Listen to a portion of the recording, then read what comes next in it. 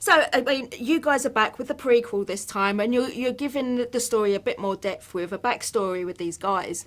Did you already have that story lined up after the first one, or was it, because of the success of the first one? I think it was just after the success of the first one, and we just knew that we had to go back, and we listened to what the public was saying. People wanted to know more about G Money's character, people wanted to know more about Gunz's character, and we just felt that there was flaws in the first script that needed to be improved, and we felt that we had to explain and have more of a backstory on these guys and how Gunz got into the gang and how did he infiltrate the crew and stuff like that. So I feel like you have to go back to go forward. I feel like we needed to go back to show the story, show how they became a crew, because remember there was the TIC and the Clappers, but before that there was just the Clappers. Yeah. There was all one crew. They split up, and we needed to see why they split up and what pushed them to split up and how they became enemies and stuff like that. So I felt it was very important for us to go back. Yeah, and you also take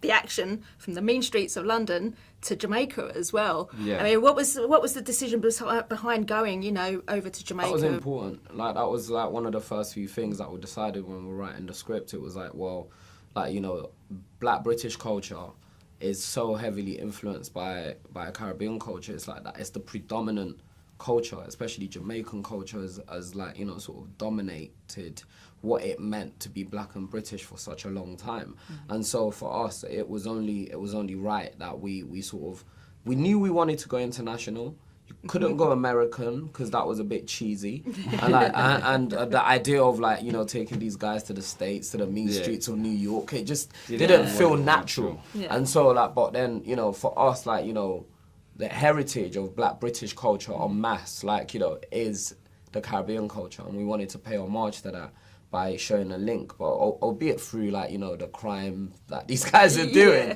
But we wanted to show a rounded side of Jamaica as well, because a lot of people go to Jamaica to film. They just film in the ghettos and but we were in the mansions, we were in the beach, and we we show everything.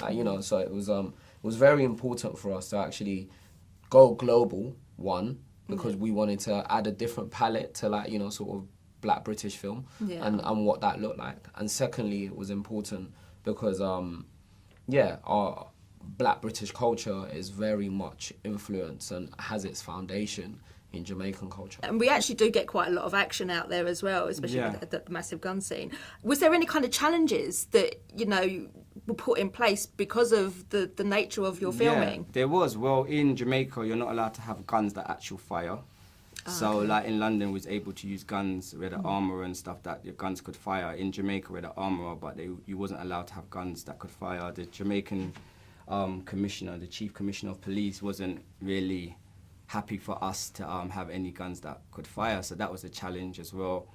And it was just also we would be shooting and we had a massive community out because we were shooting in the ghetto of Kingston, Jamaica, and there's thousands of people who live in this area, and we're shooting.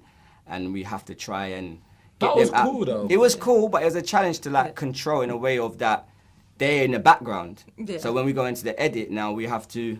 And they were cheering. They were cheering. They were definitely cheering. I think that was one of the most special moments of me in my career as a filmmaker. Actually, being in Greenwich Farm in this really deprived area of Kingston, one of the poorest areas of Kingston, but being able to go into that community and film and employ some of the people that lived in the community. That was good. But at the same time, they were cheering the film like it was theatre. Well, they was cheering when their guys were shooting us. When their guys were shooting us, doing their side, they were cheering. But then when we shoot, they booed. When they realised that our guys were the London boys were gonna shoot the Jamaican guys, they were booing. It was the most fascinating. I've never in my life. I don't think. That was a beautiful night for me. That was in the middle of the night. That was, I think for me, that's that whole sequence in Greenwich Farm is one of the best sequences in the film. Sequences that I've been involved in my film career. As an actor, as a writer, filmmaker, name, call it what you like. That whole sequence is one of my proudest moments, actually. Okay. Well, thank you very much for your time today, guys. It's been a you. pleasure. Thank you. Thank you. Thank you.